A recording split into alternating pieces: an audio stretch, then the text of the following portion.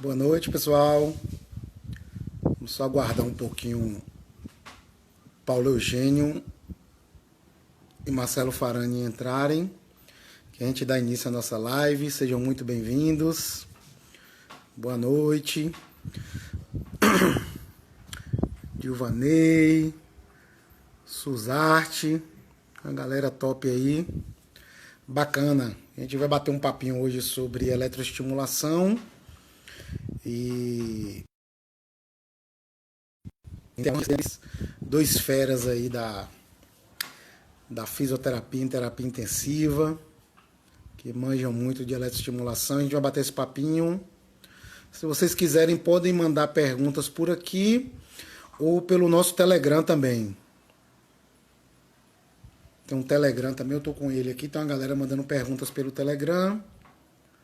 Lembrando que todas as nossas lives ficam no nosso canal do YouTube, certo? Aqui o canal do Congresso, que fica na bio. Aí é só entrar na bio do Instagram, que vocês vão para um link lá no site da gente. Tem um canal do YouTube e tem também uma aba chamada CSG Live, que aí vocês acompanham toda a programação, né? Que a intenção da gente é toda segunda tá chamando a galera aqui para bater um papo, né? Sobre temas da atualidade, né? Envolvendo populações bem específicas, principalmente a população relacionada à terapia intensiva, né? Que nesses últimos 2 anos aí a gente sofreu bastante, né? Com UTIs lotadas, e o Covid foi uma doença que vem chamando bastante a atenção da gente, né? Principalmente pelas repercussões pós-alta, né? Com muitos pacientes desenvolvendo síndromes complexas aí, apresentando fadiga, dores, redução da capacidade funcional pós-alta.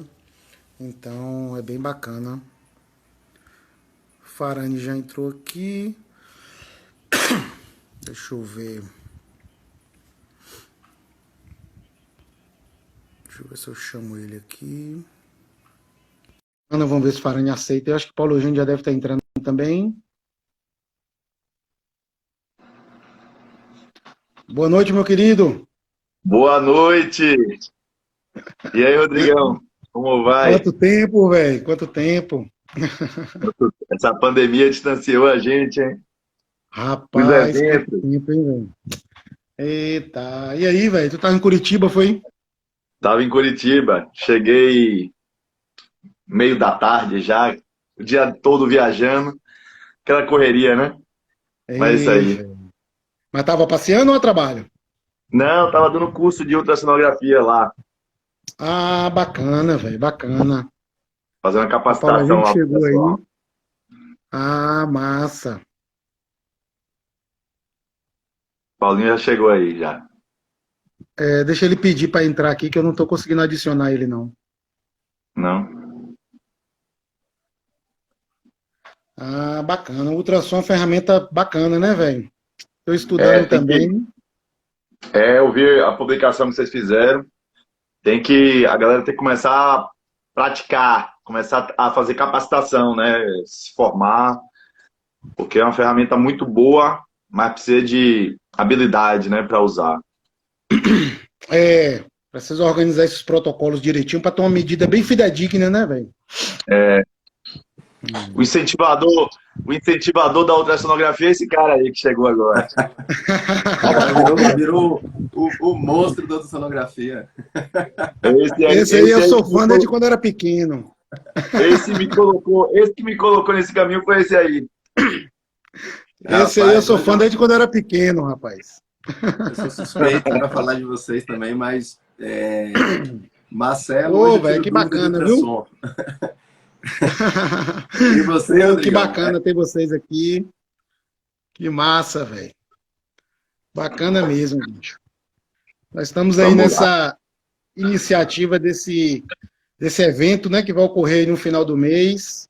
E aí a gente aproveitou para organizar algumas lives, né, às segundas-feiras, para estar reunindo a galera, para bater um papo, fazer um esquenta aí do congresso, né? E de antemão agradecer demais aqui a presença de vocês. E vou pedir para vocês se apresentarem, né? Bora começar aí por Farani. Apresenta aí para a galera, Farani, para a galera te conhecer um pouquinho mais. Vamos lá. Sejam bem-vindos aí, obrigado pelo convite, Rodrigo, Paulinho aí pelo convite aí para me inserir nessa live aí. Meu nome é Marcelo Farani, sou fisioterapeuta, de Salvador, né? Formado em Aracaju, com título de especialista em terapia intensiva. Minha vida toda foi dentro da terapia intensiva, né? Quase 20 anos aí dentro da terapia intensiva. E nos últimos anos, depois de alguns eventos aí junto com o Paulo, com outras pessoas, né, que foram mostrando algumas ferramentas, eu comecei a me instigar sobre o uso da ultrassonografia, né? E vai combinar com o assunto de hoje, porque o que me instigou a usar a ultrassonografia foi a eletroestimulação, né? Porque muitas vezes dentro da terapia intensiva, por não ver a contração efetiva da eletroestimulação, eu conversando com o Paulo, bota o ultrassom que você vê. Aí eu fiz, bota o ultrassom como que eu não sei nem usar o ultrassom. E aí eu fui me capacitar para fazer a formação de ultrassonografia, fiz a formação Point of Care, né, de ultrassonografia, e daí em diante foi estudo, né, autodidata, estudando.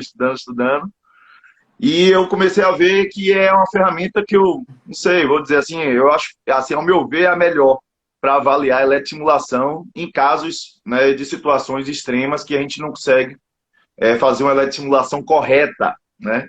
Porque a partir do momento que você tem um protocolo, um equipamento que consegue fazer um protocolo, né, correto, como a gente vai conversar hoje aí, essa excelente novidade aí que a Visuri, Paulo, né, representando a fisioterapia, tá dentro, trouxe para a gente consegue agora, né, eu acho que não vai ser tão importante usar a ultrassonografia assim, porque a gente vai conseguir ver, né, a partir do momento que a gente está eletroestimulando de forma correta, né.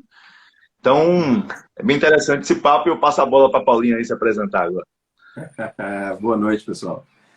Primeiro, agradecer também o convite, muito bom estar falando aí com dois amigos aí de longas datas, né? Eu acho que conheço Farani aí, eu acho que mais de 15 anos, com certeza. E o Rodrigo também não é diferente, né? São duas pessoas aí que admiro demais. E especialmente falando do Congresso, né? Quero parabenizar o Rodrigo aí por essa iniciativa em tempos de que a gente tem tão pouco tempo para nós mesmos, né? Pensar nos outros, assim, é muito louvável essa atitude. E eu fico feliz, assim, grato em tentar dar uma colaboração, né? Participando do evento, e tenho certeza que vai ser um sucesso. E me sinto feliz, assim, em poder estar doando meu tempo, poder estar entre amigos e ajudar pessoas aí, que eu sei que esse é a finalidade principal do evento, né? Bom, eu sou fisioterapeuta aí, formado pela Universidade Católica de Salvador, sou especialista em fisioterapia respiratória e terapia intensiva pelo COFI, Sobrafi, fiz residência em terapia intensiva, aí fui para a área da fisiologia, fiz meu mestrado em educação física e depois mudei um pouco para a parte de desenvolvimento de equipamentos, indo para fazer meu doutorado em ciências e tecnologias em saúde. Então, hoje eu sou servidor aqui da Secretaria de Estado de Saúde do Distrito Federal. Sou lotado aqui no Hospital de Base, onde a gente vem desenvolvendo uma série de pesquisas e atuando na parte da eletroestimulação, da reabilitação precoce, mas mais especificamente na parte da eletroestimulação. E trabalho com a parte de fisiologia clínica também no setor privado, parte de teste cardiopulmonar, todo esse conceito do Wasserman, né, que está tudo interligado, não tem só pulmão, né, como a gente era focado, vamos colocar aí 10 anos atrás, né, e cada vez mais assim, vem ganhando força, e isso tem ficado no imaginário das pessoas aí, que a parte muscular ela é fundamental. Por mais que você seja especialista em UTI, trabalhe em UTI, o músculo é o sistema mais pesado do corpo, né, consumo de oxigênio, fluxo de sangue, liberação de hormônios e neurotransmissores, todos acontecendo a partir do sistema nervoso, a partir do sistema neuromuscular. Então, ativar esse sistema ele é fundamental. E só completando um pouquinho a fala do professor Marcelo, o ultrassom, para mim, ela é a ferramenta de avaliação hoje. O fisioterapeuta que não domina o ultrassom, ele está ficando para trás, não é mais o futuro, já é uma realidade. E independente do equipamento que você usa, por mais forte a contração que você evoque, o ultrassom ele tem seu papel, ele é fundamental, porque você vai avaliar como que estava aquele músculo antes de começar a sua terapia e como esse músculo ficou depois de um período de terapia. Então, perfeito. você tocou num ponto importante, que essa avaliação, isso aconteceu essa semana aqui no Hospital de Base. Nós estamos tratando uma paciente que teve encefalite herpética, com polioneuropatia, Covid-19, e a gente estava no máximo assim, do Riquet, 240 miliamperes, com 10 mil microsegundos de largura de pulso, e a contração era mínima. Por quê? Uma paciente com obesidade, edema e alteração da excitabilidade. A cronaxia, 17.500 microsegundos. E aí eu fiz a avaliação com ultrassom e vi que estava tendo contração lá dentro do músculo, não dava para ver. Mas se tivesse tendo contração vigorosa, a gente teria esse parâmetro do pré e do pós. E o ultrassom, para mim, é a ferramenta. Eu acho que quem não souber tem que aprender. E a gente está com a referência hoje aí, o professor Marcelo Parani. Massa. Então, só para situar a galera aqui que está entrando, a gente está aqui com Marcelo Farani, Paulo Eugênio, né? E a gente vai bater um papinho sobre eletroestimulação. Meu nome é Rodrigo e vou estar aqui aprendendo com essas feras, né? Então, vai ser muito bacana. Eu acho que para a gente começar uma rodada inicial, acho que era bom a gente situar a galera aí, né? Que o Paulo Eugênio já falou aí, né? O músculo sente a pressão, né, bicho? A UTI, ela é muito agressiva, né? Tanto do ponto de vista da própria doença crítica, como algumas terapias que são implementadas, algumas culturas que a gente está vencendo, né, como da própria imobilidade, algumas culturas de sedação pesada, uso de algumas drogas que comprometem a função neuromuscular. Enfim, a gente sabe que o músculo ele sofre muito.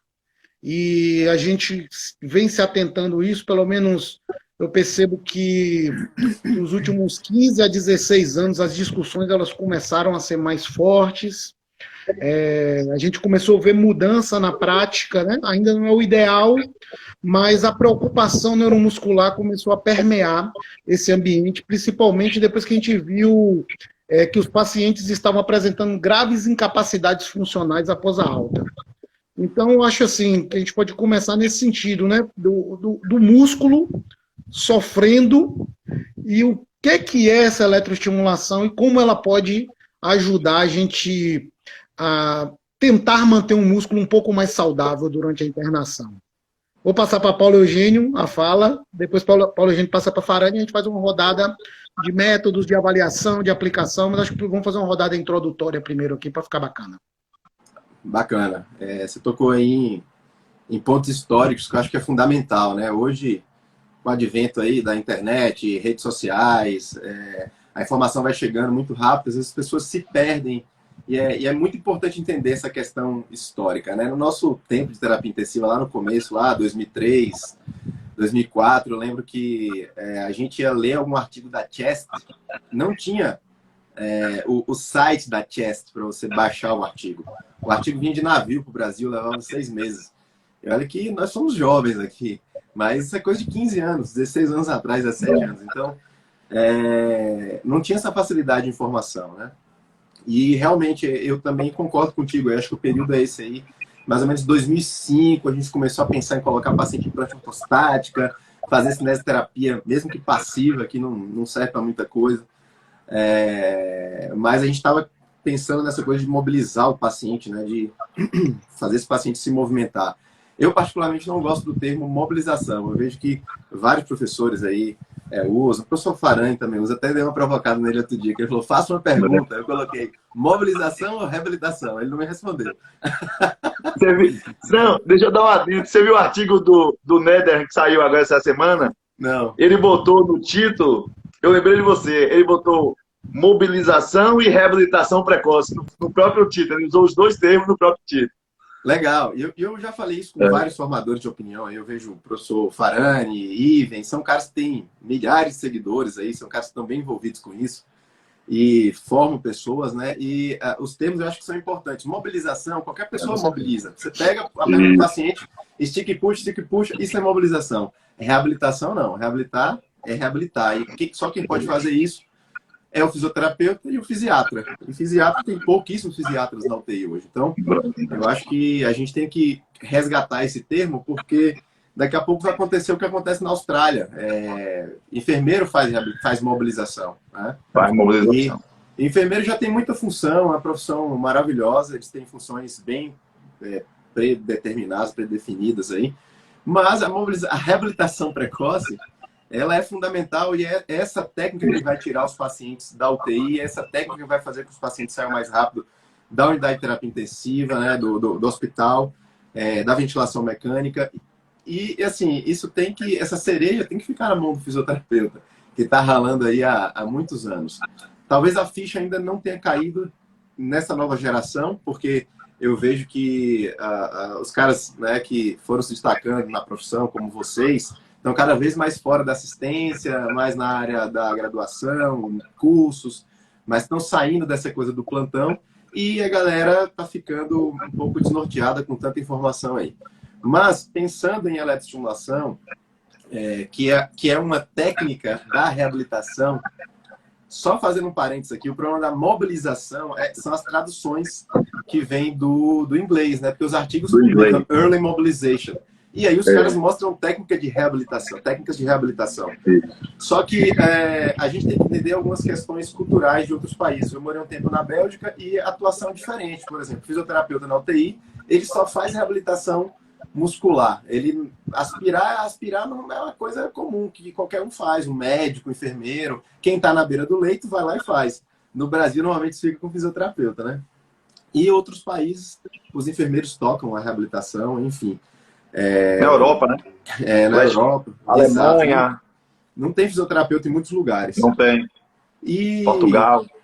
Exatamente. Então, a mobilização vem dessa questão de mobilizar o paciente, de movimentar esse paciente, mudar esse paciente de posição. E durante um tempo, acreditou-se que isso faria diferença. Faria com que o paciente saísse mais rápido da UTI, mais rápido da ventilação mecânica. E isso está muito bem estabelecido que não é verdade. Tá? Você precisa trabalhar a musculatura do paciente, fazer com que esse músculo ele aumente o metabolismo. E você faz isso como? Quando o paciente está acordado, fazendo exercícios ativos ou ativos resistidos, ou resistidos, enfim. E quando o paciente está sedado, não tem essa opção. A única opção é a eletroestimulação. É você entregar correntes transcutâneas para gerar essa contração evocada. Tá? O termo mais adequado seria isso, não seria passivo. É evocado. E é um tipo de técnica que aumenta o metabolismo e vai gerar ganho de força e massa muscular. Eu vou passar para Marcelo para não falar sem parar aqui também. É interessante que esse artigo, eu botei agora ele aí quem está no Instagram, entra agora, tem uma postagem que eu postei agora, 19 horas. E nessa postagem eles falam sobre isso, né? É um artigo do Netherham, que aí é referência, né? Todo mundo que lê sobre mobilização. Há uns anos atrás eu fui dar um curso. A gente está falando só a gente falando aqui, mas Rodrigão que está aqui em cima aqui. Há uns anos atrás, Murilo me chamou lá para fazer um curso de mobilização, lá sobre falar de reabilitação e mobilização lá na Paraíba. E aí eu vou dar o curso, uma semana antes, sei lá, 15 dias antes, eu tinha ido para um evento aqui na Bahia, aqui, que a gente tinha organizado, e Rodrigo deu uma palestra fenomenal sobre mobilização, avanços tecnológicos, um bocado de coisa. Eu liguei para ele, mandei mensagem para ele, me deu uns artigos, ele me deu uma pasta, eu acho que ele nem lembra, ele mandou uma pasta de artigo, e daí eu fiz o curso baseado nessas evidências que ele tinha mandado. É um cara que estuda muito, ele tinha um blog, né? Não sei como é que tá indo o blog, tinha de mobilização, né? Sobre mobilização, sobre artigos, era muito legal. E isso que o Paulo falou é bem interessante. A gente tem um contexto de literatura que a gente se norteia, que é uma literatura que muitas vezes não é publicado no Brasil, na nossa realidade. O fisioterapeuta no mundo, ele tem características diferentes, né? Nos Estados Unidos, na Austrália, na Europa, a gente tem perfis diferentes. Tem o terapeuta respiratório lá nos Estados Unidos, que é diferente é uma parte do que a gente faz, mas ainda incrementa outras coisas que a gente não faz, né? Intubação, drenagem de tórax, outras coisas. Na Europa, a gente tem enfermeiros publicando sobre a sincronia, publicando sobre mobilização do paciente. Então, a gente vê que a gente tem um contexto mundial diferente. Quando a gente pega um artigo, a gente fica se norteando por esses artigos, mas não é o Brasil.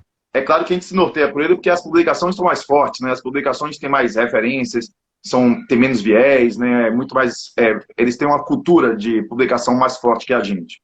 Então a gente acaba se norteando por ela, mas a tradução às vezes traz isso. E o ato simplesmente de mobilizar, foi isso que o Paulo falou, é você pegar um paciente de forma passiva, ou colocando num guindaste, ou colocando e transferir ele para um outro local. Mas a partir do momento que a gente prescreve e tem protocolos para recuperação e reabilitação neuromuscular, isso aí já torna uma reabilitação, né? Então, a reabilitação já é um contexto diferente, é uma prescrição que o fisioterapeuta que tem que dar, né, que tem que fazer com a dose, né, o tempo adequado para cada paciente. As ferramentas de avaliações são diversas, né? Dentre elas, citou aqui a avaliação com a ultrassonografia, mas tem diversas outras ferramentas de avaliação que a gente vai utilizar para o âmbito da reabilitação, porque a gente vai precisar desses valores, desses números, para que a gente consiga prescrever adequadamente os pacientes, né? Porque eu vou pegar um paciente que tem vamos dizer, um MRC isolado de quadríceps maior que 3 e vou eletroestimular, né? Ele não precisa mais, ele precisaria antes, né? A partir desse momento eu já tenho técnicas, né, de fortalecimento ativo que ele possa estar fazendo para ele avançar, né? A gente tem uma cultura do esperar acontecer para depois fazer, né? Então a gente espera a fraqueza adquirida acontecer para depois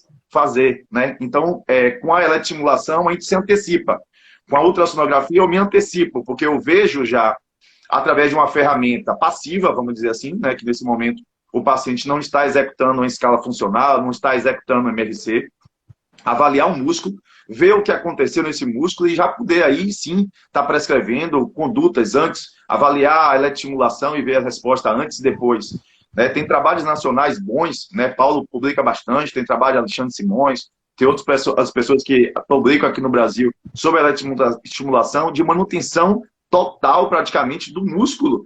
Então, a gente está falando de atrofia muscular gerada pelo desuso, que acontece dentro da terapia intensiva devido ao imobilismo, e com a eletroestimulação você preserva o músculo, e para que coisa melhor, né? Então, assim, e olha que os trabalhos não foram feitos ainda com esse recurso aí fantástico que Paulo inventou aí, que criou, né, junto com foram equipamentos ainda inadequados, né? São equipamentos que não têm a mesma potência, não chega na mesma, não atinge a cronaxia adequada. Ele está falando de uma cronaxia de 17 mil aí de um paciente, imagina, né? Então, avaliar até o eletrodiagnóstico, né? A avaliação do eletrodiagnóstico, que é uma coisa que a fisioterapia ficou guardada na gaveta, né? É uma ferramenta que é do fisioterapeuta, o fisioterapeuta deve utilizar.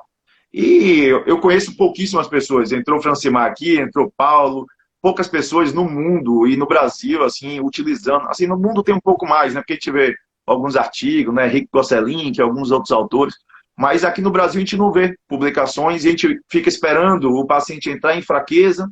Aí eu diagnostico lá depois com MRC, depois que o cara sai da sedação, do bloqueador, para eu começar a fazer alguma coisa, né? Então, eu acho que é isso que eu falo. Assim, eu dei um curso esse fim de semana lá em Curitiba, entrou até alguns alunos aí lá do curso lá, e eu conversava sobre isso. Eu falei, a gente precisa identificar a fraqueza para que eu trate ela, né? Eu já posso me antecipar a ela, porque eu já sei que ela vai acontecer, né? Pela fisiopatologia do paciente, do doente crítico, ela vai acontecer, né? O músculo vai alterar a mitocôndria, vai alterar o sistema vascular, vai alterar o sistema muscular secundário, tudo isso aí, né? O próprio miopatia que vai ocorrer dentro das células, né, musculares, e vai ocorrer. Se a gente não eletroestimula, se a gente fica esperando para depois botar ele numa prancha ortostática, para depois eu carregar ele e botar numa poltrona, né, a gente vai perder o tempo, né? A gente vai perder o timing, né, de fazer a eletroestimulação. Então, eu não consigo visualizar uma UTI hoje, uma UTI de qualidade que não tenha um eletroestimulador adequado, né? Porque senão você não está tendo um recurso adequado. E esse artigo ele fala isso, ele bota 10 ações que você tem que tomar, tanto de feedbacks, né, e como de avaliação. E uma delas da avaliação é a prescrição de recurso adequado para aquele cliente. Então, se eu estou dando uma subdose para ele, eu não estou tratando ele adequadamente, né? Ninguém pega um antibiótico e só dá, não, você tem que usar 10 ampolas, eu vou te dar só uma. Né? Não faz isso, né? Então a gente não pode dar uma prescrição inadequada, uma subdose para o paciente, porque ele não vai recuperar. Então a gente tem que começar a olhar com a eletroestimulação com um olhar mais vigoroso, estudar, fazer formações, se capacitar, ver os equipamentos que são adequados e daí para frente a gente mudar a realidade da terapia intensiva. Eu acho que você tocou no ponto, vários pontos importantes aí, Marcelo. Antes da gente seguir aí para o Rodrigo aí mudar um pouco a pergunta, que é essa questão de perder tempo, né? Eu vejo que as pessoas perdem muito tempo. Quando a gente começou a fazer aqui, a instrumentalizar uma pesquisa que no final a gente publicou um ensaio clínico randomizado, controlado, duplo cego, com eletroestimulação e UTI, do mais alto padrão de qualidade aqui, capitaneado aqui pelo professor Durigan, que foi meu orientador de doutorado, um cara com uma sumidade assim, em eletroestimulação. A gente vai vendo que você não precisa esperar o paciente ficar com alteração da excitabilidade neuromuscular. A gente falou o termo cronaxia aqui, talvez algumas pessoas não conheçam o termo, isso não esteja tão claro, porque, como você falou, a coisa ficou na gaveta. A gente desenterrou esse exame depois de vários anos, sem as pessoas falarem muito nele, e nós iniciamos o uso desse exame na UTI. Ninguém no mundo tinha feito isso na UTI ainda, assim, pelo menos publicado, e a gente trouxe isso à tona. E a cronaxia nada mais é do que o limiar de excitabilidade neuromuscular. É quanto de largura de pulso eu tenho que colocar no pulso do meu estímulo para evocar uma contração mínima, com valor de intensidade 2 vezes o da real base. Então, eu faço uma medida de real base, depois eu avanço para a medida de cronaxia. E com essa medida, eu consigo dizer se meu paciente tem ou não tem alteração de excitabilidade neuromuscular, que isso pode ser traduzido, por exemplo, como polineuropatia. A partir da cronaxia, eu não consigo dizer qual é a doença que meu paciente tem. Eu não posso dizer que ele tem Guillain-Barré ou que ele tem, sei lá, esclerose lateral. Um pós-AVC, qualquer coisa, uma polineuropatia, não tem como definir. Exato, eu só consigo dizer que está alterado. E Isso. Ele tem uma vantagem sobre a eletroneuromiografia. Primeiro que a eletroneuromiografia exige equipamentos muito mais caros, exige um neurologista, especialista em neurofisiologia, que muitas vezes, ou na maioria das vezes, esse profissional não está disponível na UTI. E o tempo que eles gastam para fazer esse exame, a maioria dos equipamentos não são portáteis, e o tempo que eles gastam para fazer esse exame, imagina, tem que fazer a triagem, todo mundo não tem 10 leitos. Ele levaria mais do que uma manhã inteira para fazer isso. E com o teste de eletrodiagnóstico de estímulo, que é um teste de screening, eu consigo falar, olha, esse paciente aqui tem alteração, esse aqui tem alteração. E aí chamar o neurofisiologista para fazer essa avaliação específica nesse paciente e dizer qual é essa alteração. Porém, tem uma grande vantagem do teste de eletrodiagnóstico de estímulo, que é entregar para a gente uma informação que é fundamental na prescrição do tratamento. E aí você tocou no outro ponto muito importante desse estudo. Eu vou ler, eu vi que você postou, eu curti, mas eu quero ler a fundo esse estudo, porque eu falo isso há um tempo já, e óbvio, os caras aí, Rick Gosselin, Ned, enfim, companhia, os caras falam isso há muito mais tempo. A gente está muito acostumado assim, com essa questão da prática baseada em evidências, que eu sou um entusiasta disso. Fiz o curso do Leonardo Costa, enfim, sou doutor, então entendo dessa questão de desenho de estudo, de pesquisa, é importante entender isso, só que isso ficou um pouco banalizado e algumas pessoas não entendem a fundo da técnica e entendem de desenho de estudo. E aí o cara vai lá e faz uma revisão sistemática com meta-análise, coloca tudo no mesmo bolo e fala, esse estudo aqui foi bem feito, esse foi mal feito, esse foi bem feito. Mas não existe nenhum parâmetro que diga assim, esse usou a dose certa. Então você vai encontrar estudos com desenho maravilhoso, randomizado, controlado, duplo cego, com intenção de tratar, que usou a dose errada, que foi isso que você tocou. Então, se ele usou a dose errada, ele já matou o estudo. Aí o cara que é especialista em prática baseada em evidência, que publica diversos ensaios clínicos randomizados, revisões temáticas, meta-análise, coloca aquele estudo no pool, não entende nada desse tratamento, e aí ele acredita naquilo. Então a gente tem que tomar cuidado. Ou a população errada, né? Também, né? Foi a meta-análise. Saiu a meta-análise agora, não foi de eletroestimulação, e foi isso que, né? Se uma pessoa lê aquela meta-análise, foi isso que Paulinho outro dia escreveu, botou aí, publicou na rede social. Se alguém ler aquilo ali, vai dizer assim, ó, não, o efeito não é tão bom. Mas não é tão bom porque o efeito é errado. Né? O protocolo está errado do trabalho, então ele não consegue julgar isso.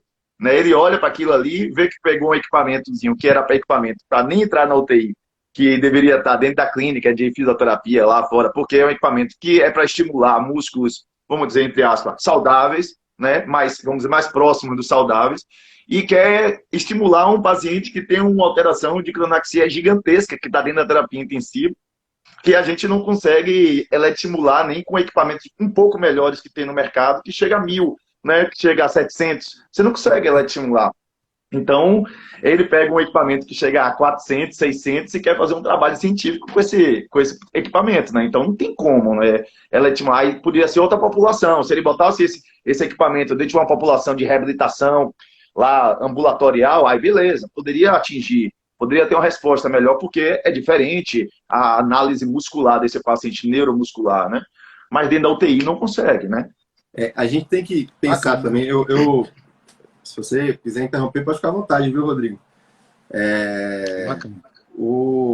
Eu penso sempre, quando a gente foi desenvolver o ReCare, a gente pensou assim, muito num tripé, para um tratamento ele ser um tratamento adequado, um tratamento que venha de fato a ser usado na prática clínica, ele precisa ter, vamos dizer assim, três bases.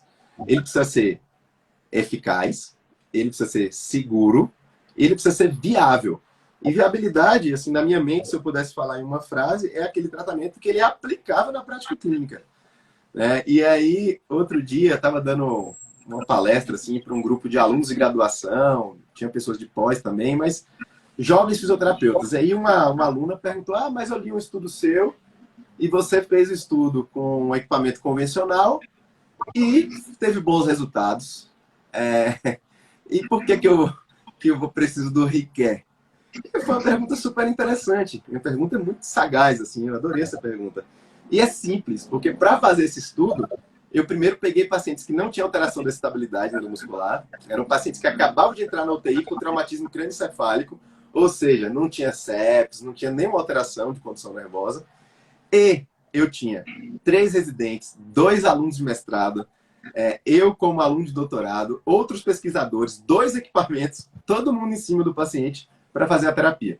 Então, tinha segurança, tinha eficácia naquele caso específico, mas era totalmente inviável na prática clínica. Fora da realidade. Fora da realidade. Então, a gente precisou vencer essa questão assim, da viabilidade, por exemplo, com o ReCare, e por isso a gente desenvolveu um dispositivo com 12 canais, porque se o paciente está deitado na cama, e Rodrigo, tanto quanto Marcelo aí sabe muito bem disso, o blog dele, o blog mais famoso, assim, que todo mundo estava ali estudando mobilização e reabilitação precoce, foi o que ele postava, então, um dos grandes especialistas aí no Brasil. Eu não sei como é que tá o blog, depois você fala pra gente. Então, eu estava falando da viabilidade, né? A viabilidade, 12 canais e um equipamento que tivesse um certo automatismo. Porque se o paciente está deitado na cama, ele tem alteração de todos os músculos. Então não dá para estimular só o quadríceps, só o tibial anterior. Precisa estimular o máximo possível.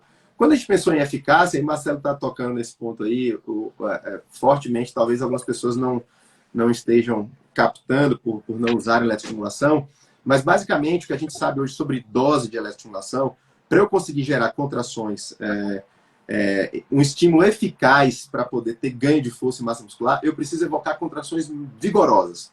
Eu preciso recrutar todo o ventre muscular. E para isso eu preciso... tá entrando um monte de gente aí, né? Eu vi Lucas Cacau, o Flávio Maciel. Então... Tem uma galera de fora aí também, viu? Da Espanha. Já vi aqui, tem uns colegas da Espanha, da Argentina que entraram aí também. Bacana. Hermanos. Então, e aí a gente pensa nessa questão da viabilidade, e aí tinha um outro ponto importante também, antes de falar de eficácia, né? Que eu esqueci da viabilidade, que era a questão do eletrodo autoadesivo. A gente sabe hoje que o SUS ele paga R$63 por procedimento de eletroestimulação, assim, sessão. E aí é praticamente o que você gasta aí numa quantidade de eletrodos. R$200 você vai gastar de eletrodo para estimular 12 canais, que vai durar 7 dias esses eletrodos na UTI, que é a média.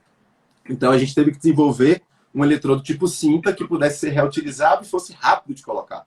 Então ele tem um engate rápido, passo o gel, engatei ali, e isso tornou a terapia também viável, porque a base de desenvolvimento do ReCare foi a transmissão de tecnologia para o SUS. Então, a gente teve verba do governo para desenvolver, e depois disso ir para o SUS, porque não adianta nada você ser um mega pesquisador, publicar nas melhores revistas do mundo e aquela sua pesquisa ela não fizer diferença na vida das pessoas.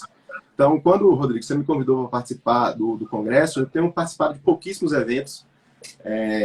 Esse cara quer sempre participar das lives também. Eu não tenho tido muito tempo para participar de vários eventos, mas quando eu soube que era para fazer diferença mesmo na sociedade, né, eu me coloquei à disposição. E com o Riquet não foi diferente. Então a gente queria trazer essa terapia, essa técnica, e ela se tornasse viável para fazer a diferença no máximo de pessoas possíveis. Não só nos hospitais de ponta, não só no Sírio, no Einstein, no John Hopkins, não. E veio muito dessa base, assim. E com relação à eficácia, Marcelo começou a falar, a gente teve que desenvolver um equipamento potente, um equipamento que tivesse muita intensidade, com grandes larguras de pulso, mas que fosse seguro. E aí vem a genialidade assim, da equipe da Visuri, né? Do Bruno, do Ângelo, dos engenheiros da Visuri, Henrique, que os caras desenvolveram uma forma de controlar a densidade de corrente. Então, assim, risco zero de queimar o paciente. E eles desenvolveram o pulso bifásico real. O que é isso? Esses equipamentos convencionais que a gente está acostumado são equipamentos de plataformas da década de 90, anos 2000. E como eles usam baixa corrente, eles não se preocupavam muito com isso. Um eletrodo, a corrente bifásica nesses dispositivos, ele coloca um eletrodo de referência, que é o preto, estático, e ele vai mudando eletronicamente a posição do eletrodo vermelho, que é o polo positivo. O Riquet, ele tem a tecnologia que ele, eletronicamente, com os componentes mais novos, ele faz essa mudança em tempo real. É como se ele estivesse pegando esse eletrodo que está aqui, e esse que está aqui, e mudando de posição a cada pulso. Então, vocês vão perceber que quando estiverem estimulando com o Riquet, que não tem acúmulo de hidrogênio. Então, não fica vermelho mais em um lugar do que no outro, porque acumulou hidrogênio. Não. Se ficar vermelho, é por melhora da circulação e vocês vão ver uma homogeneidade. Os dois eletrodos com a mesma coloração. Então, esse foi um outro desafio tecnológico para poder chegar no equipamento tão potente sem levar risco aos pacientes. Em termos de edema, você já teve alguma experiência, assim, um paciente muito edemaciado que você não conseguiu ter uma contração muscular? Você fala especificamente com o Riquet ou com outros dispositivos? Pode ser com o Riquet. O Riquet eu não conheço, né? Eu trabalho com aparelhos normais, a minha experiência com aparelhos normais, a gente sabe dessa limitação, né? Paciente muito edemaciado, Sim. com laxia lá em cima, você não consegue contração muscular. Varane é um cara que tem grande experiência em eletroestimulação. Quando eu comecei a estudar eletroestimulação, aí, em 2007, mais ou menos, eletroestimulação de UTI, eu estava sempre assistindo as palestras dele. Eu até prefiro que ele fale a experiência dele com equipamentos convencionais. Depois eu falo do Riquet. Na verdade, assim, foi isso que me tendenciou a usar a ultrassonografia lá na frente, né? Porque eu só fiz a formação de ultrassonografia foi em 2017, né? Então tem pouco tempo. Tem 4 anos, né? Vai fazer 5 anos. Mas antes... Quê? 4 anos bem vividos. Bem vividos, foi bem intenso. Foi bem intenso. Mas antes eu utilizava muito, foi isso que... toda aula que eu dou de ultrassonografia, eu mostro um artigo, que foi até Paulo que me indicou esse artigo, é um artigo antigo, de 2008, que é na mesma época da mobilização, dos artigos de mobilização, de reabilitação, foi aquele boom, né, que teve, aquele artigo de Morris, né, o cara andando na UTI com aquela roupinha amarela, né, e tem um artigo que ele mostra sobre a questão da espessura muscular com a ultrassonografia, e a gente consegue visualizar o músculo que está não visualmente a gente não consegue ver a eletroestimulação com a ultrassom, mas nessa época eu insistia, né? Até Brunão não está aí, mas Bruno Prata, Bruno, a gente trabalhou muito na prática junto. Eu assim, estimulava a equipe a usar, né? Porque eu usava, o pessoal acabava usando, eu acabei ensinando para os colegas assim, a utilizar. E Bruno botava e fez, eu não estou vendo estimulando. Eu fiz, deixa aí, vamos deixar que mal não vai fazer, né? A gente, né, pensando assim, né, nesse benefício, algum benefício vai dar. E a gente via que daqui a uns poucos dias, aí começava a visualizar, né? Eu não entendia, eu não conseguia ver, mas eu continuava, eu insistia, eu falava, isso aqui tem, a fisiologia desse recurso aqui é benéfica, né? Então, vai aparecer. E depois de alguns dias aparecia a contração, eu insistia. Usava sempre largura de pulso maior, foi o que eu fui lendo e fui vendo, né? Que os protocolos sempre foram utilizando, começaram com artigos publicando 400 milissegundos, depois vieram os artigos com próximo de 600, depois outros 700, eu fui entendendo. E aí eles começaram a mostrar na literatura os protocolos que foram melhores, que tiveram melhores resultados ao longo do tempo, os artigos saíram em 2009, 2011, né? Eles estavam usando largura de pulso maior com frequência baixa, né? Aí eu tenho que usar o máximo de largura de pulso que o equipamento dá. E a gente acabou adquirindo um equipamento que pelo menos chegava a 700, né? Porque o que a gente tinha antes só chegava até 500 ou 600, aí a gente comprou um de 700. E aí foi o que tinha no mercado, porque o outro que tinha no mercado que chegava até 1000 só tinha 2 canais, e esse chegava a 700 tinha 4. Eu falei, botando na balança é melhor ter mais canais que é mais rápido, né, para terapia intensiva, né? Assim, a dinâmica da terapia intensiva. E a gente acabou adquirindo 2 equipamentos desses, ou 2 ou 3 lá no hospital, e aí a gente começou a utilizar, né? E a gente começou a usar e de forma insistida, assim, fazendo insistência mesmo, não bota. E a gente tinha um protocolo que ela é estimulação, era uma conduta depois de um tempo, e a gente começou a botar, era a conduta da noite, né? Porque durante o dia a gente mobilizava o paciente, né? Falando a palavra certa, a gente mobilizava, botava na prancha, fazia assim com a ergometria meio que passiva, né? Segurando, porque não tinha ainda, lá não tinha o equipamento de ergometria passiva, a gente fazia junto com o paciente. E de noite fazia eletroestimulação. Então a gente começou a colocar, né, nesses pacientes, e alguns pacientes, não eram todos da UTI, a gente começou a colocar para de noite ele fazer um protocolo de 1 hora, né, nos pontos de quadríceps, que a gente só usava quadríceps porque só tinha 4 canais. Então, acho que é a realidade do dia a dia, mas como a maioria dos hospitais tem o equipamento de ultrassom, é disponível, né, um equipamento barato para um hospital, né, você pode não ter nem uma tomografia, mas um ultrassom tem aí no hospital, né, possivelmente. Aí é avaliar o músculo para ver se ele está contraindo, e vai ver. Você vai passar do tecido subcutâneo, e aí você vai ver. Às vezes você não vai ver uma contração. Pode ser que você veja o músculo fibrilando. Não é aquilo que a gente quer, né? A gente quer um músculo contraindo, as fibras, né, se movimentando mesmo, mas já é um início, né? Eu acho que é melhor do que você tenta bota de novo amanhã para ver se consegue vencer. E quanto menor a impedância do tecido, né? Que vai ser se enxugar esse paciente, vamos dizer assim, né? Se a gente tirar esse edema, consequentemente a corrente elétrica consegue chegar melhor, né? A experiência que eu tenho aqui, respondendo a sua pergunta, Rodrigo, é que impedância você consegue vencer melhor, você vence a impedância com intensidade, com amplitude, com amplitude de corrente. E a alteração da excitabilidade você vence com largura de pulso. Marcelo falou aí da mobilização, só voltando um pouquinho aqui, né, que eles faziam mobilização, os pacientes sedados e depois à noite faziam eletroestimulação. Eu esqueci de falar do estudo do Schweikert, que eu acho que é um estudo mais robusto, assim, estudo de reabilitação, de mobilização que ele chama, né? Precoce, que vai em todos os níveis, né? Começa com passivo, sedestação, cabeceira elevada, depois vai avançando para os ativos.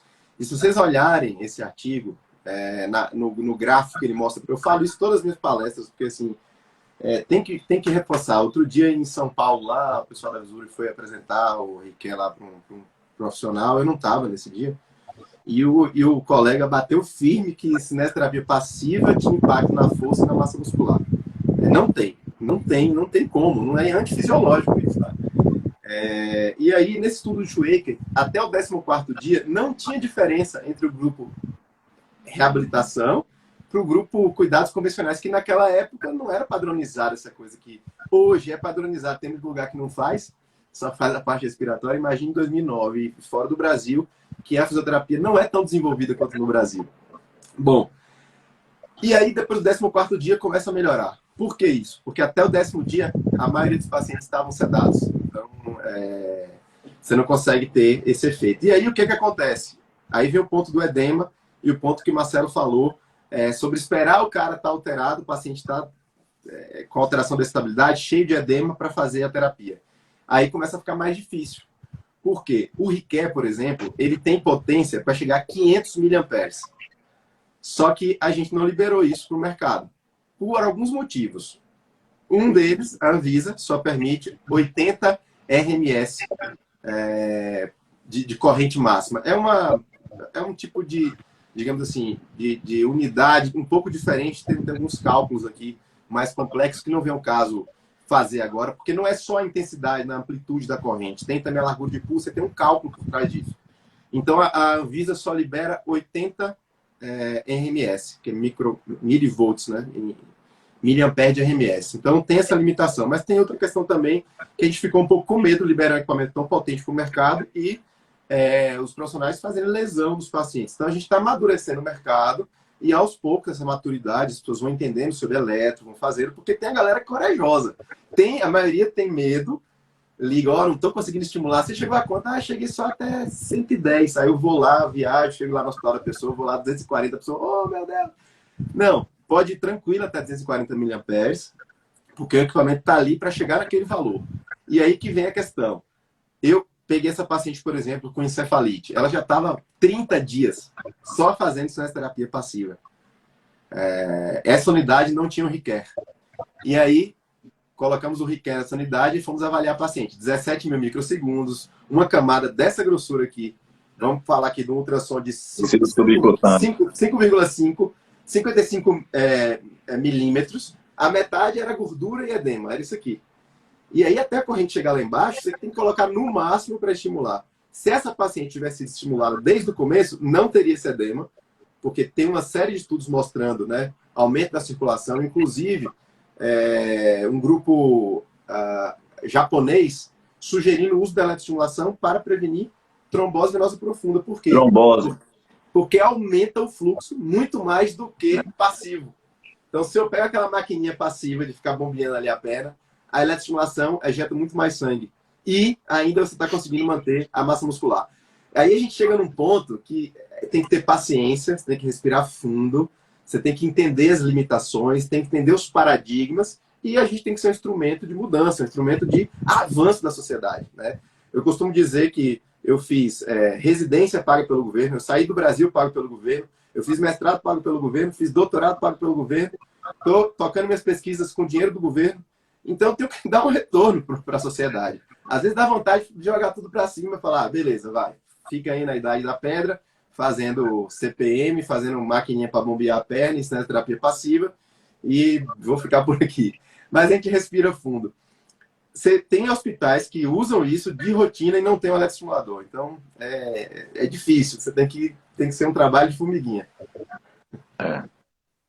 Bacana, bacana. A gente está chegando aqui nos 10 minutinhos finais. Eu queria conversar um pouco sobre a população ideal e um pouquinho sobre dose, né? Acho que é bacana a gente falar sobre isso, porque eu fico observando, vocês até comentaram, né, nos artigos, eu acho que mistura muito as populações, não se faz um diagnóstico funcional, né, para estratificar risco. Aí você mistura tanto o paciente que ele vai evoluir bem em termos de capacidade funcional. Então eu observo aqui alguns artigos, quando a gente vai olhar o desvio padrão lá do MRC, por exemplo, tem pacientes com MRC muito alto, que esse paciente ele não vai se beneficiar com a eletroestimulação. Então eu acho que, porque senão assim fica parecendo assim, aí o fisioterapeuta no outro dia pega ali, bora eletroestimular todo mundo. A gente sabe que isso não é viável, isso dá trabalho, isso... Então, Exato. assim, qual a população e qual a dose? Assim, em 10 minutos, eu sei que o tempo não vai dar para destrinchar tudo, mas assim, só para a gente situar a galera aí nesse sentido. Eu vou só colocar uma coisa rapidinho, porque é a segunda vez que a gente toca nesse assunto aqui do MRC, e aí eu passo a bola para Marcelo falar da experiência dele de dose, depois eu falo um pouquinho de como a gente define a dose com o Riquer, que é um equipamento que te permite entregar a dose correta. Essa sua colocação é perfeita, Rodrigo. E aí vem nesse tripé aí da viabilidade. Bom, não é que a eletroestimulação no paciente com MRC de 3, ou paciente com MRC de 54, 58, não vai fazer efeito, não é indicado. É indicado. Inclusive, se eu for parar na UTI, eu quero fazer eletroestimulação todos os dias até sair. Inclusive porque tem estudos com atletas mostrando que a eletroestimulação promove ganho. O Mike Tyson, na última luta dele contra o Roy Jones Jr., ele fez uma estimulação específica num ramo, num feixe do deltoide, que ele tinha um certo desequilíbrio associado com o movimento. Agora, o que a gente sabe é, quanto mais debilitado estiver o paciente, maior a Melhor. eficácia. E aí vem um ponto que você tocou perfeitamente, que é custo-benefício. Se eu tenho um paciente que consegue fazer exercício resistido, que eu acho que era isso que o Marcelo queria falar, eu não vou gastar tanto tempo com esse paciente fazendo a estimulação, porque hoje nós não temos, do ponto de vista operacional nas UTIs brasileiras, essa condição. Se eu estou na UTI, que são 6 pacientes por fisioterapeuta, por exemplo, no hospital de base, em alguns momentos nós temos 3 residentes, 2 fisioterapeutas, temos alunos de graduação para 20 leitos. Então as pessoas ficam implorando, pô, por favor, me dá um paciente aí que eu quero atender pelo menos. Então ficam 3 pacientes por fisioterapeuta. Bom, se esse meu paciente está com MRC, sei lá, de 50 e poucos, eu consigo fazer eletroestimulação, tem um tempo para colocar a eletroestimulação e fazer exercício com carga, o ganho parece ser maior, tá? Vou passar para Marcelo aí, depois eu falo minha experiência de dose. Do protocolo, porque assim, é isso que Paulo vai falar, porque o equipamento, porque a gente, claro que a gente espera que esse equipamento chegue em todos os locais, ainda não chegou, né? Eu espero trabalhar ainda com ele, né? Porque eu estou meio que também. saindo um pouco de terapia intensiva, mas eu espero trabalhar com esse equipamento ainda, eu espero estar usando, porque foi, na verdade, eu até brincava com os alunos da residência, não sei, Giovanni, não sei se está aqui, isso que Paulo falou, eu já pensava anos atrás, eu falei, para que a gente fica com essa botinha na perna do paciente se eu posso eletroestimular? Porque essa literatura já mostrava isso há muito tempo, né? O mecanismo de Shear Stress, né? O mecanismo de microcirculação já aparecia nos artigos, mostrando o benefício da eletroestimulação na questão vascular. Então, por que eu vou ficar com a bota comprimindo se eu posso eletroestimular, ganhar músculo e ganhar vascularização ao mesmo tempo, né? Então, o cara deveria ficar ali com a manta, que era a minha cabeça na época, era uma criação, uma manta eletroestimulando a perna o tempo todo dele. Né? É claro que não ia ficar contraindo o tempo todo, mas dando doses de contração, porque eu também, em certos momentos, a gente fica em repouso, né? A gente precisa do repouso, o repouso é necessário. Então, mas era meu pensamento, né? Minha criação, assim, na época. E é isso que o equipamento tem, né? E a gente, assim, aí ao longo do tempo, termo de sua pergunta, né, sobre dose, a gente começou a ler protocolos, aí começou a aparecer os protocolos, protocolo de 30 minutos, protocolo de 55 minutos, protocolo de 60 minutos em UTI, né, alguns com largura de pulso alta e a frequência, dependendo da população, que muitas populações que eram estudadas eram populações muito depletadas, né, que eram pacientes DPOC, paciente ICC. Então, aí eles usavam frequência muito baixa, porque é outro tipo de músculo, não é o músculo do paciente crítico. Mas a gente teve que começar a fazer adaptações para o paciente crítico e usar próximo disso, né? Então, a gente começou a utilizar frequências baixas, né? Falando em frequência baixa, frequência em torno de 40, 30, é o que a gente utilizava, né? E o máximo de largura de pulso que o equipamento tinha, para a gente tentar usar menos intensidade também ao longo do tempo, né? A gente fazia, e a dose da intensidade relacionada à contração. Se eu não tinha contração, eu usava a intensidade máxima, né, do equipamento, que também elas são limitadas, né? Os equipamentos chegavam a 80, 90, né? Miliamperes, né? É a limitação dos equipamentos, né? Que chegavam ao máximo a 120, alguns. Então, eles não geravam. Eu nunca tive queimadura, né? A queimadura a única que eu vivenciei foi porque foi usado com eletrodo de carbono, e aí o colega botou um TENS, não foi nem que fez. Botou um TENS por muitas horas e o gel acabou desidratando, né, que ele perde, né, potência ao longo do tempo e queimou. Mas foi um TENS, não foi nem um FES. Né? Botou um TENS, ficou muito tempo ali, ficou sei lá quantas horas usando o TENS, 2 horas, 4 horas, e acabou tendo uma queimadura, vamos dizer assim, foi uma lesão grau 1, né? Com aquela hiperemia fixa, né? Não foi uma queimadura que gerou bolha, tudo isso. Mas eu nunca tive com a eletroestimulação, mesmo usando, às vezes, protocolos de 1 hora. Né, de eletroestimulação, eu não tive, nunca visualizei queimadura. A gente usava também o eletrodo autoadesivo, mas ele também desidrata, né, ao longo do tempo. Então ele perde a parte de gel, né, a adesividade dele, e também ele perde essa via de condução, né, que é o gel, ele serve para isso, né. Então, assim, normalmente o protocolo era esse. A gente usava o protocolo de 60 horas, ou 60 minutos, 60 horas seria bom, né? 60 minutos, e a gente usava frequências baixas, né, em torno de 20 a 30, 30 a 40, dependendo. Era quadríceps, que a gente só usava quadríceps.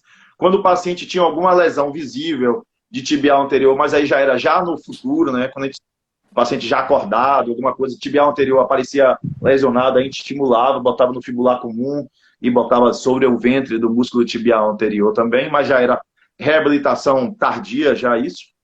Mas precoce, a gente utilizava a estimulação de quadris, 60 minutos, frequência de 30 a 40, 4 eletrodos em cada perna, né, porque eu tinha 4 canais, então usava 2 canais em uma perna, 2 na outra, pegando mais sempre a colocação do eletrodo mais próximo do vasto oblíquo, né, lá na porção próximo já distal do membro, porque é o músculo mais potente, assim, em termos de benefício funcional para que o paciente fique logo sentado, né, o paciente fica sentado, que é sentado para em pé, né. Era basicamente isso, o protocolo que a gente utiliza, assim, é basicamente isso aí. Em equipamentos normais, né? Equipamentos que não padronizados, assim, né? Bacana. Precocizão mesmo? Entrou na UTI. Precoce. A gente usava na UTI. A gente usava em pacientes assim. É claro que não era assim. A paciente entrou no UTI, cirurgia. Cirurgia que vai ter, era 48 horas após aquela definição de ventilação mecânica, que a gente viu que o paciente ia permanecer, ela estimulava. Começava a pensar e falar, ó, esse paciente. Aí tinha questionamentos, né, que tem até hoje, né? Ah, o paciente está com NOR em ascensão, posso usar, não posso? Né? O paciente está em curva de catabolismo muito alto, aí tinha ventiladores que davam a dose catabólica, aí a gente pensava, pô, custo-benefício, será que vale a pena? Será que ele está na dose nutricional adequada? Porque também tem tudo isso que tem que interferir, né? Porque a gente tem pacientes desnutridos dentro da UTI. E ninguém vai desnutrido para academia, né? Então a gente tem que também trabalhar junto com a nutrição, né? A gente tem que ver também dose de nutrição, de proteína, tudo isso, porque senão a gente vai estimular um músculo e não vai ter proteína para aquele músculo, não vai ter aminoácido para aquele músculo, né? Então é uma coisa que precisa também ser trabalhada, né? Pacientes desidratados e pacientes desnutridos, que a gente vê dentro da UTI, né? Muitas vezes acha que está com hidratado, mas a hidratação está periférica, está no tecido subcutâneo, não tem, então a gente vai para a atividade física, a gente está falando de atividade física, a atividade física a gente precisa de água dentro do músculo, a gente precisa de nutriente, né? Então a gente precisa que então a gente começou a trabalhar junto com a nutrição lá do hospital, quando a gente ia eletrosimular, quando a gente ia colocar o paciente numa cicloergometria, numa prancha ortostática, a nutricionista vinha com whey protein, né, para esse paciente, né? Então ela dava o whey protein, a gente fazia a conduta, ou antes ou depois. Então, a gente precisa me falar sobre isso também, porque dentro de terapia intensiva, o paciente está esfoliado, ele está depletado, né? Então, e a gente tem que saber, né? É claro que, assim, a dose de noradrenalina, outro dia eu coloquei uma publicação sobre isso aí que tem, é um equipamento seguro para pacientes, né? Até a mobilização é segura para pacientes que estejam com uso de noradrenalina, não é contraindicação, certo? Então, a gente já tem uma linguagem melhor, Paulinho tem muito mais a evidência sobre isso aí. Opa. Eu já vou aproveitando para agradecer vocês, porque às vezes o Instagram ele derruba, então já fica esse agradecimento não, aí. A gente vai agradecer. E aí deixa Paulo Eugênio falar à vontade aí, mas já fica esse abração aí. Obrigado. Vou tentar finalizar em 2 minutos. Eu também agradeço aí a oportunidade. Acho que o Marcelo colocou bem os pontos importantes. Até aproveitar e falar, acho que o professor Vinícius Maldani entrou também, um especialista em eletroestimulação, que participou de muitas das pesquisas que a gente conduziu aqui e desenvolve outras também. O que eu posso dizer é que nós não sabemos a melhor dose da eletroestimulação, mas nós já chegamos a um nível de conhecimento que nós conhecemos uma dose que é eficaz, tá? E aí, para essa dose ela ser eficaz, existem alguns parâmetros, eu vou só reforçar os pontos que o Farani colocou, mas basicamente o que a gente sabe hoje, que o principal mecanismo detentor assim, de eficácia da eletroestimulação é o grau de contração que você evoca. E quanto mais forte essa contração eu evoco, maior essa resposta no ganho de força e massa muscular. Mas aí vem a situação para poder complicar toda a história, que é o paciente da UTI, que é um paciente super heterogêneo, que é aquele paciente que entra no primeiro dia já com choque séptico, ou é aquele paciente que entrou, não desenvolveu choque séptico, daqui a uma semana desenvolve choque séptico. E aí, então, definir o momento exato de fazer a eletroestimulação é um ponto crítico na determinação da dose. Mas pensando especificamente, por conta do nosso tempo aqui, nos critérios de prescrição da eletroestimulação, nós vamos ter aí 3 parâmetros que são fundamentais de ajuste, que é o quê? Intensidade da corrente, largura de pulso, intensidade a máxima que eu puder colocar e que o paciente suportar, para gerar uma contração bem forte. Se ele tiver estabilidade, ok. Tenho que ficar atento para não gerar uma contração e fazer luxação. Uma frequência que varia aí entre 40, 30, tem estudos com 30 Hz até 100 Hz. Quanto maior os Hz, mais fadiga eu vou levar. E eu quero levar essa fadiga. Eu quero levar a liberação de ácido lático, que é um potente anabólico. Só que aí o paciente tem que ter condição clínica para isso.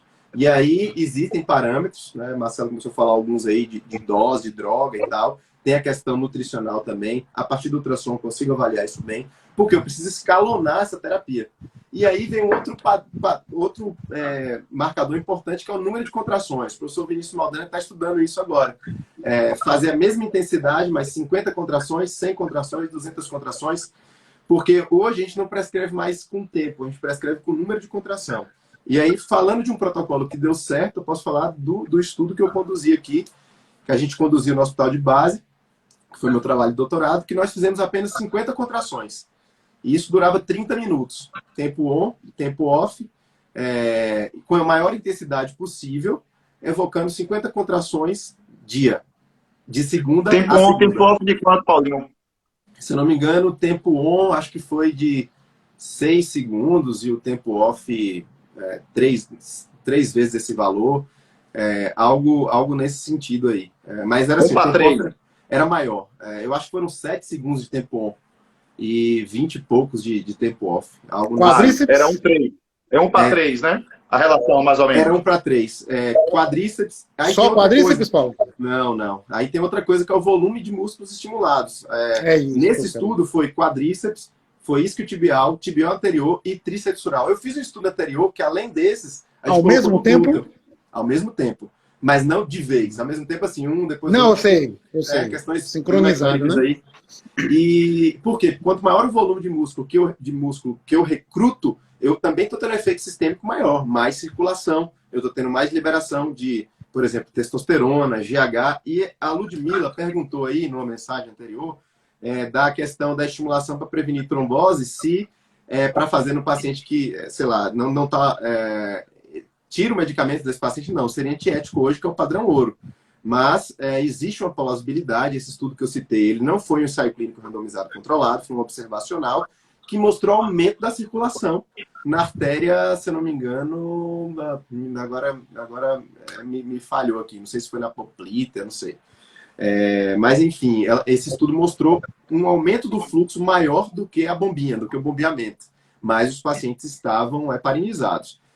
Seria um estudo bastante complicado de fazer, porque você teria que pegar pacientes que, por algum motivo, têm contraindicação não de usar anticoagulante, e aí um grupo faz o bombeamento, outro grupo faz a eletroestimulação, e aí, porque a incidência é muito pequena, teria que ser um N gigantesco, aí teria que ser um estudo muito cêntrico, muito grande, seria complicado. Em termos de acomodação, você no seu estudo, por exemplo, né?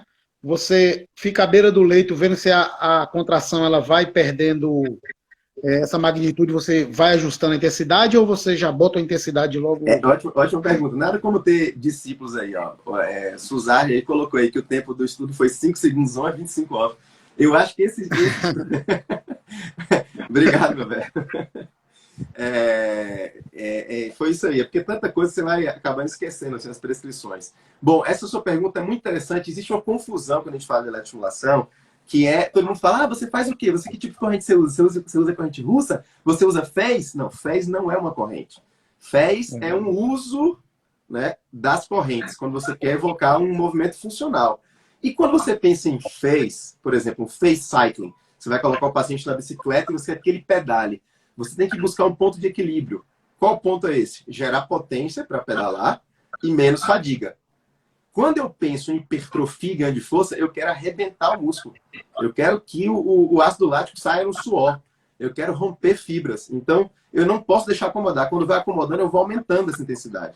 E aí que vem a questão da viabilidade, né, que a gente pautou no RICARE, que em outros equipamentos eu tenho que ficar com o fisioterapeuta preso no leito. Começou a fadigar, o cara tem que ir lá aumentar a intensidade. No RICARE, a gente colocou um automatismo, que o dispositivo, você faz uma programação para ele ir incrementando essa intensidade. E a gente atualmente está conduzindo um estudo aqui no hospital de base, a partir de biofeedback, que ele percebe a fadiga e ele aumenta conforme vai fadigando. Só que isso só vai estar no mercado daqui a algum tempo, porque precisa das validações clínicas, que é o que eu estou fazendo agora, nesse exato momento. Bacana demais, bacana demais. Então é isso, vamos deixar essa mensagem final aí. Eu acho que foi bem enriquecedora, né? Agradecer demais a presença de vocês. Pedir a galera aí para ajudar a divulgar o nosso congresso aí, que vai ser um congresso lindo, bacana. Lembrar que tudo isso que a gente está falando aqui, o acompanhante do paciente hospitalizado, ele sofre demais, né? A gente está falando ali do músculo, do cara que está internado, mas o cara está internado no hospital de base, por exemplo, aí na cidade de Brasília, que não é diferente da nossa realidade aqui. As pessoas vêm de toda a macro-região para ir, às vezes ficam sem lugar para dormir, sofrendo demais. Com a pandemia, a gente viu o sofrimento da galera aí, né, velho? Porque você às vezes não pode fazer uma visita. O TI adulto, o cara só faz a visita, volta, às vezes está em outra cidade. Então, é um pessoal que sofre muito, né? Não é só o doente crítico que sofre, a família sofre demais. E um dos objetivos do nosso evento, na realidade, eu acho que o principal objetivo é esse, é arrecadar fundos para a Casa da Vida, que é uma instituição da cidade de Vitória da Conquista, que ela acolhe os acompanhantes dos pacientes hospitalizados no Hospital de Base de Vitória da Conquista, né?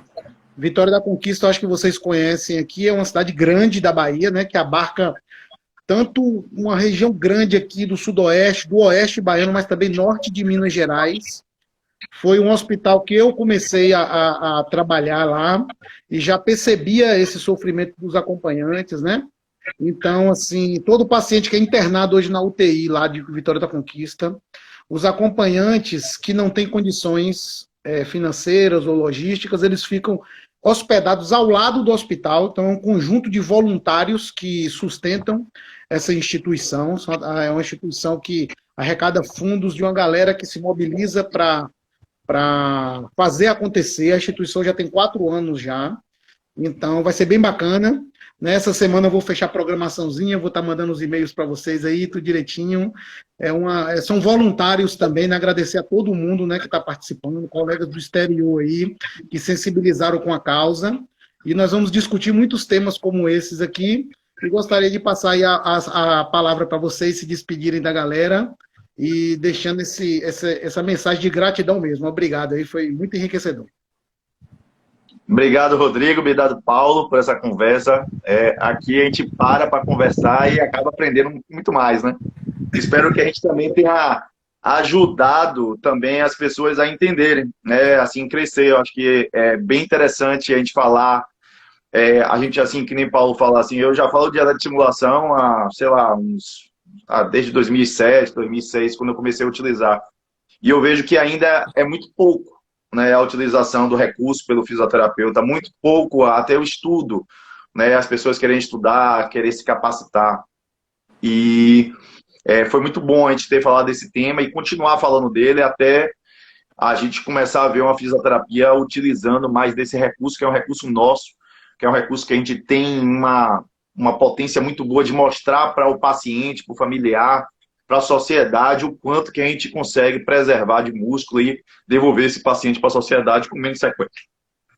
Esse trabalho desse evento foi fantástico. Na hora que o pessoal entrou em contato comigo, eu, na mesma hora, fiz, olha, em algum momento eu vou participar, eu vou gravar aula, vou fazer tudo, mas eu quero participar porque eu quero. Né? Assim, a gente tem que devolver. A gente fala tanto, né, do governo, de tantas coisas, né, que tem que dar para a sociedade, que tem que dar somos nós também, né? E a gente que trabalha com a área de saúde, a gente precisa ter esse espírito também de doação, né? E eu acho que doar o que a gente estuda já é uma doação também, né? A gente está doando o nosso tempo, doando nosso estudo, que a gente faz há quase 20 anos, e isso é muito importante. Eu acho que a gente tem que, cada um, fazer sua parte, né, a parte que for possível ser feita, né? Claro que não precisa fazer a mais do que os braços alcançam, mas que a gente consiga fazer. Um abração para vocês aí, muito bom ver vocês aí de novo. Paulinho, eu até vi pessoalmente na pandemia, mas Rodrigão já tem um tempão aí que a gente não se vê. Forte abraço para você, né? Também agradeço aí mais uma vez, Rodrigo. Te dou os parabéns aí, que Deus te abençoe sempre. Eu acho que a mensagem que Jesus Cristo deixou para a gente foi a mensagem do amor, da gente fazer, né, com amor pelo próximo. E eu sei que você tem feito isso aí e a gente fica gratificado em poder estar fazendo parte disso, né? Eu queria deixar uma mensagem para os fisioterapeutas. Tem poucas pessoas aqui, mas eu sei que essas pessoas que estão aqui elas têm bastante interesse e são pessoas que vão transformar a realidade da profissão. A fisioterapia, ela está num momento muito especial e se as pessoas abrirem os olhos e puderem enxergar o que está acontecendo, elas vão colocar, de fato, a fisioterapia no patamar que deveria estar e que pode estar. E a eletroestimulação é a técnica que vai fazer essa diferença. Eu sou um cara suspeito para falar, sou um entusiasta, estou há 20 anos estudando isso aí, quase 20 anos, e é a eletroestimulação que vai fazer a diferença. Quando as pessoas entenderem isso, elas já fazem tudo de bom que já podiam fazer, mas está faltando colocar a eletroestimulação na sua prática clínica. É o que vai fazer os pacientes saírem mais rápido, com uma condição funcional melhor. São pacientes que vão voltar mais rapidamente para o trabalho, são pacientes que vão se tornar independentes. E está faltando as pessoas utilizarem essa técnica. Mas eu acho que é questão de tempo para isso se tornar algo corrente na nossa prática clínica. Obrigado por tudo aí, parabéns e muito bom estar com vocês. Valeu. Beijão aí no coração, fique com Deus. Gratidão, galera aí. Quem não deu para acompanhar tudo, daqui a pouco eu coloco lá no YouTube. Valeu, Valeu, tchau, tchau. valeu mesmo. Valeu, um abraço. Tchau, tchau.